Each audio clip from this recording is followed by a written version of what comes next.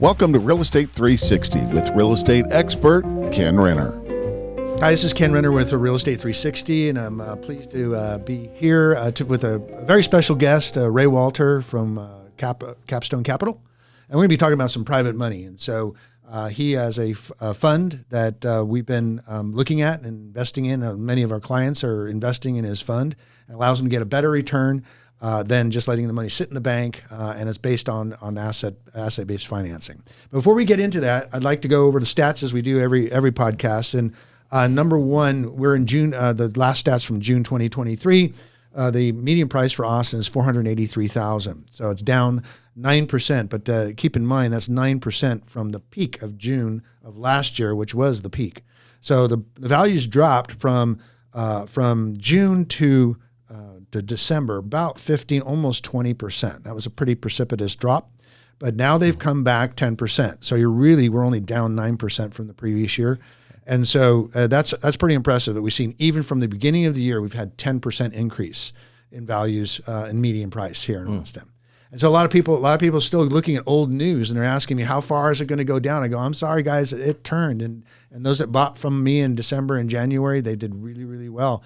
And so, but that gives the greatness of the Austin market, how resilient it is. Mm-hmm. And a lot of our asset-based financing for your company, a lot of your financing is based on Austin real estate. Yes. And so, without further ado, just wanted to introduce Ray Walter at Capstone Capital. And I've known Ray for a long, long time. In fact, we were just kind of going down how many years that is. And actually 35 years. So is how many years it's been since I've known you. All right. So, yes.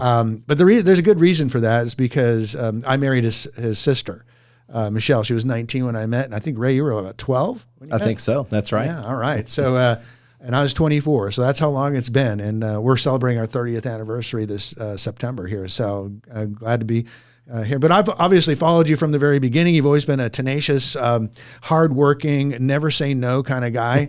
And it still carries it through today. And I think when we were 12, you were doing all kinds of business. And then by the time you were 13 or 14, you had a car detail business, and you're even bringing in employees to work for you. I remember that. So, but you were always very creative, always hardworking, and it was really interesting to see what happened when you came to work for me. Yes, one of the first times in the loan business. This is back in the day of refinancing, back in Orange County, California. And tell me, you used to go door knocking with me, and you were 17. Yes. And you had a leather jacket on? Yes. So, and then tell me, then what about when you started doing the telemarketing, you started hiring people to do telemarketing for me for loans and stuff like that? Yes, we did. Yeah, I really enjoyed that. In fact, that was really how I kind of got my feet wet into in the lending market and be able to understand mortgage lending and refinances. And that was a great time. Got to talk with a lot of people and some people that didn't want to refinance, that we knew we could save them money, and I just wouldn't take no for an answer. And well, why wouldn't you want to refinance? Why wouldn't you want a lower payment? What's funny is you used to, violating all the do not call laws, you would call them back and say, yes. what kind of person are you? You don't want to save money? It was like, I heard that. It was pretty funny. I said, no, Ray, don't. If they don't want to talk to you, then we're good. That's right.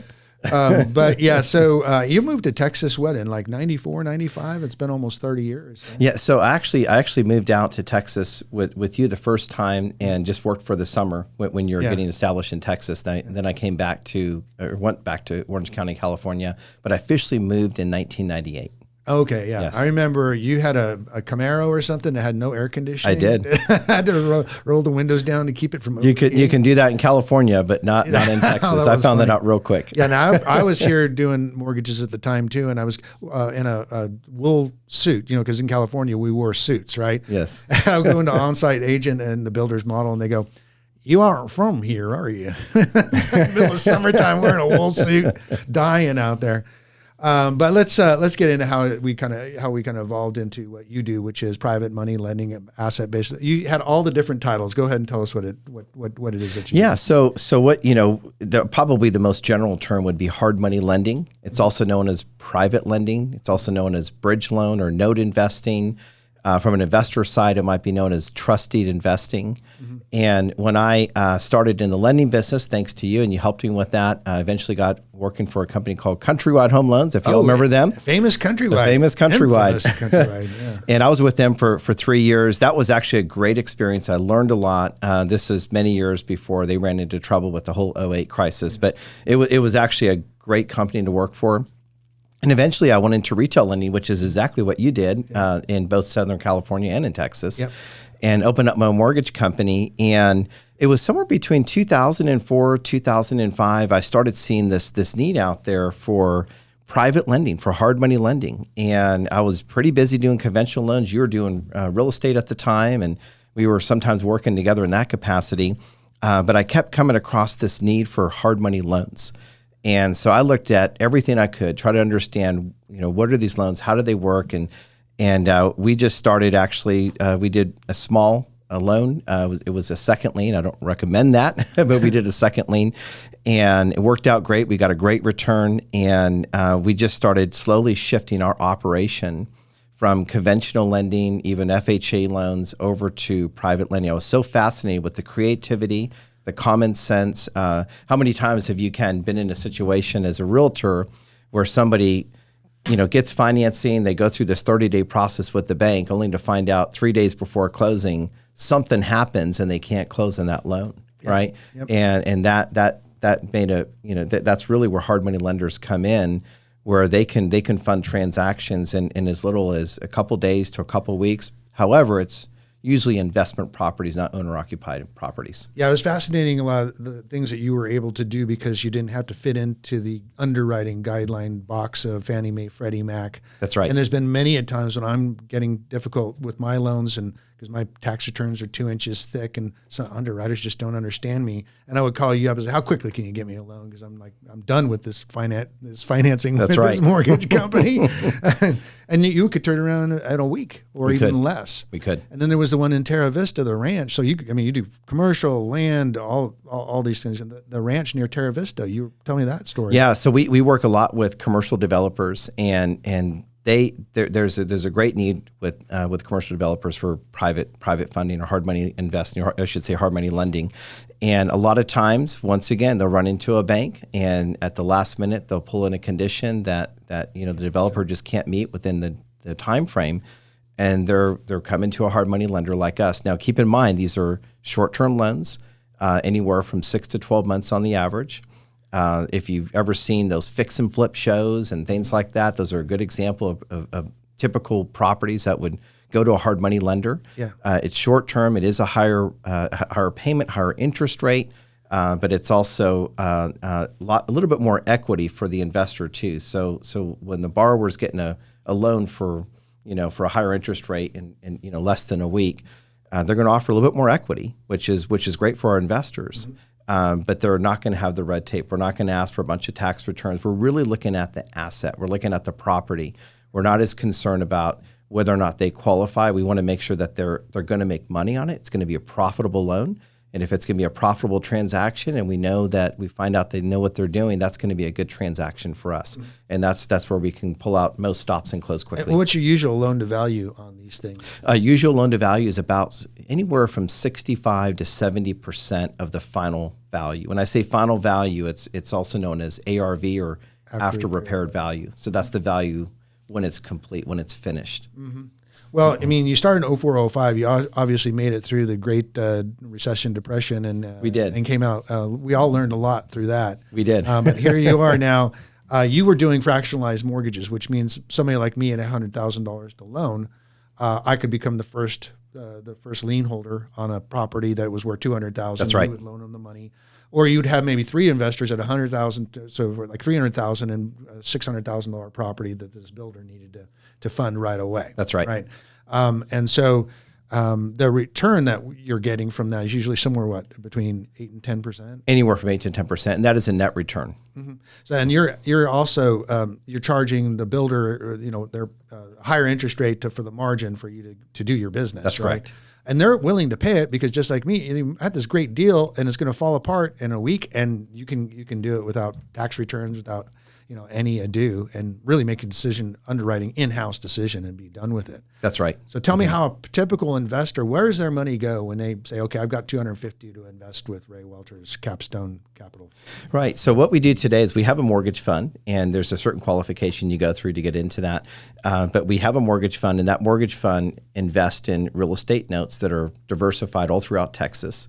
I think the last time I checked, we had 72 different properties all throughout Texas, most of them in the 4 major cities. A majority of them, over 50%, are right here in the Austin area. Okay.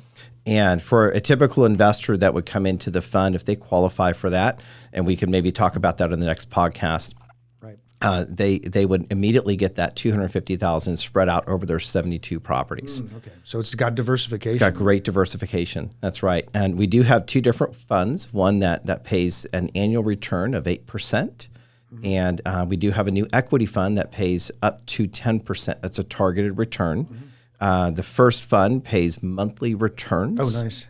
The second fund is quarterly returns, but it does offer a little bit higher yield to it as well. Okay. But they both have primarily the same focus. We're investing in first liens. The second fund does allow some equity opportunities for vetted clients, ones that we like. People have been with us usually for a while. And we still stay conservative on that, but it does offer a little bit nicer return. So right now, what you told me, you have $70 million in investment capital at work, which That's means correct. you've got $70 million loaned out. That's right. Okay.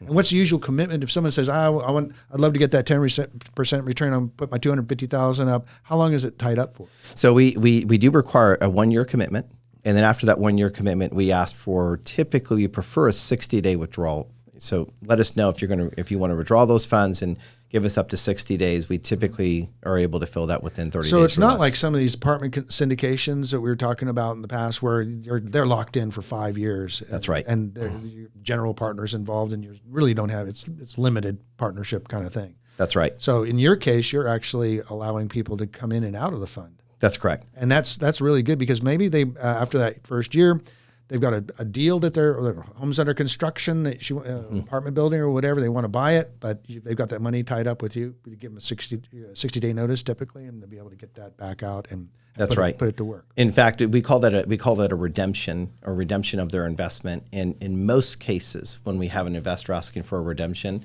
it's because they're buying real estate and they don't want to get financing and they just need their capital back. That's usually the primary reason. Right. In most cases. So, what type of a client invests in your fund, into hard money? Really, private individuals, just like you and I. Landlords are great. They're already buying real estate, and they want to diversify, and they want to maybe temporarily park the money in between other purchases and investments. You and I have talked about that too, and I've done that myself actually. And but landlords are great because we're already investing in first liens. They're already comfortable with real estate. Right. And we're taking a bank position on the transaction and still getting a great return. So the person that's putting the money in is actually kind of a lender, is what it is. That's right. So, but what's really good about that is you want to be involved in real estate, but sometimes people don't want to be involved in rental property, or they have enough rental property, and That's they want right. to diversify their portfolio, maybe to keep consistent cash flow coming in, like because your 8% comes every month or every quarter that you're paying it out. But also the diversification, where you have a portfolio of real estate equity over here and maybe notes here and stocks and bonds over here. That's right. So I think it's really good for diversification. Leaving the money in the bank is a big mistake, because inflation is just going to eat it up. What are we at, 7-8%? So at least with your fund, they're not losing money because of inflation. That's right. And I talk to people all the time. They have $100,000 cash sitting. I go, it's going to be worth $90 next year. They're like, what? Yeah. Right. So real estate's a hedge against that. Obviously, we saw a 10% increase in values here in the last 6 months. Yes. And so for that, I think it's really a great place to park some of the capital that's sitting on the sidelines waiting to go and beat inflation and diversify. That's right. All right. So we talked a little bit about how you got in the lending industry, and also where's the Capstone going? What's next? So what's next? We are growing. We're growing in a little bit more into the northern Texas market as well. Dallas, Fort Worth. There's some regions up there that we like. Of course, we always love Austin, and we're going to continue to expand in Austin. We recently just opened up a satellite office in Southern California, and we now have the ability to originate loans in Southern California. There are certain markets of California that I like, certain markets that I don't like. We've looked at a lot of loans already, and we haven't funded actually anything just yet. Of course, it's a new company. We've been very conservative, and there's been a few transactions that we have looked at that we do like. Typically, it's going to be single family investment. That's my favorite type of asset. And if we do loans in California, that's going to be our primary goal, is to go after single family investments. The fund's been around for what, 5-6 years? It has. Yeah, okay. The fund itself. It's proven itself. It started off conservatively and then built up, and then you were able to get credit lines because of the performance of the fund. That's right. And typically what we do is we have a low leverage fund, and so we do have a line of credit, and we only use it when we need to, primarily. But once we get new investor capital, we pay that back down. Awesome. So what kind of, we talked about what's qualifications? Is it accredited investors? Accredited investors. Okay. That's right. Most of our clients are accredited investors. And just give us a little quick synopsis. What is an accredited investor? Yeah, so I'll just give you a quick summary. I always recommend going to the SEC website direct to get that definition. But in short summary, you need to make at least $200,000 a year for the last 2 years if you file by yourself. If it's jointly with your spouse, it needs to be $300,000 for the last 2 years. Or you have $1 million in equity, not including your house. So that could be stocks, bonds, it could be any other type of asset, but it can't be your homestead. Okay. And so when you relocated to Southern California for about 16 months. Yes. That's pretty amazing, because you just got back. Welcome back. Yes. Glad to be back. Having cousins are playing with each other. It's awesome. Having those barbecues and things like that. And we don't talk about, politics or anything. We talk about money. That's right. How to make more of it and help our clients make more of it. So yes. So it's really, really good to have. But one of the things that was really impressive, you've got a big team, and we've done meetings in your office, and one thing about your office just hums like a machine. I mean, it's like a machine, and everybody knows their position in their place. And what I was really intrigued at, that everybody probably want to know, is how did you operate 1,500 miles away? You don't do Zoom. Everything done by the phone. You only came in once or twice a quarter, right? But everything just kept on going. So tell me, what's the secret? What's the secret sauce there? Yeah, well, a couple of things. I think lots changed since COVID, right? If you got a laptop and you got a phone, or Zoom's not my favorite. I'll still do Zoom, but I prefer conference calls personally. Sometimes I find when there's too much activity on a laptop, I find it a little distracting than just being able to talk. But the ease of travel, it's just a 3-hour flight, but primarily, most importantly, is the team. And we've had one key person in particular. I'm just mentioning one out of our team of 10 that includes me and my wife, that's been with us since 2005. Wow. And I've been accused of being a master delegator. I do like to delegate, but I do delegate wisely. And but having the right team in place, the retention, as I heard someone say one time, employees come first over clients, and you take care of your employees and they'll take care of your clients. Yeah. And that's something I've learned over the years. Haven't always been great at that in the beginning, but I've learned that over the years. And so we just simply couldn't do it without the team that we have. And lots of phone calls, lots of emails. I was always available for them and came back when I needed to, but it was something that I wasn't sure how it was going to work at first, but it ended up working out much better than I realized. Yeah, and that's great. That's great to be able to do that. Now you can work from anywhere in the world. That's true. Still keep the motor going. That's right. So tell me your values of the company that you have here. I see you got your cup. Yes, got our Capstone cup. One of the things I would say is everybody says that that we're a company you can trust, right? They say that in different ways. We know that, and this is something I've learned over the years, and just being on the opposite side, and having people on my trust. Trust is something that's earned, right? Yeah. And it's earned through relationships. Right. And we're really big on relationships. And there's been a lot of times where we've had borrowers come to us, mostly builders. We work a lot with builders. We do work with commercial developers as well, and we also work with individuals that do fix and flips. But sometimes the best thing we can do for those people that come to us looking for funding is tell them when not to move forward on a transaction. Right. And we'll tell them why. One of the people on our team that's our primary originator used to be a builder. Yeah. And so he's made the mistakes. He knows what to look for. He knows what to ask for. And so the relationship is absolutely key, and we really get to know our borrowers. So we spend a lot of time on the relationship side, even though we're an asset-based lender, and even though we're not as concerned about the person or their financials as much as we are the property. We want to make sure that we know who we're doing business with. A lot of your borrowers have been borrowing since the early 2000s from you. That's right. They keep coming back. That's right. Yes. Ease of service, get it done. That's right. Relationship. You can't have a relationship with the 800 number, right? So that's right. Always getting somebody different on the line. So that's really exciting. I really appreciate that. Well, a lot of things that our borrowers say, because our financing is a lot higher than a bank, right? Yep. But I would say this: it's more expensive than a bank to get a hard money loan, but it's a lot cheaper than getting a partner. And so that's what our borrowers look for, right? It's like, okay, I'm not going to get the prime interest rate that's out there, and if they come to Capstone, they know we're going to work quickly. We're going to work with them. We're going to also help them vet that transaction to make sure that it's a win-win. If they don't win, we won't win, and we want to make sure that they win too. Yeah. So you did something phenomenal. You did a winery recently. We did. Yes. Yeah. That was, of course, we had to fund that one, not based on the business, but on the real estate. But that was a transaction that came to us. It had to close quickly, and we were able to underwrite that. But it was appraised way up there. It was. Because it had a business, and it's a very thriving business. That's right. Award-winning winery, but you didn't even count that. But think about it. He would have maybe lost $2 million if he didn't close on time. Right. You were able to, get $7 million or whatever it was over in about 4 or 5 days. Yeah. So did he make $2 million, or did it cost him 10%? It's like that's 12%, right? No, yeah. It cost him 12% for a few months, and he got conventional financing. Probably. That's right. Yeah, we get transactions like that, especially on the commercial sector, and we get those in residential too. But sometimes when it's a commercial transaction, they've got to close. They usually have a lot of earnest money and/or a lot of equity at risk. And so when they look at our cost of financing, it's not even really a consideration for them. It's just, can you close?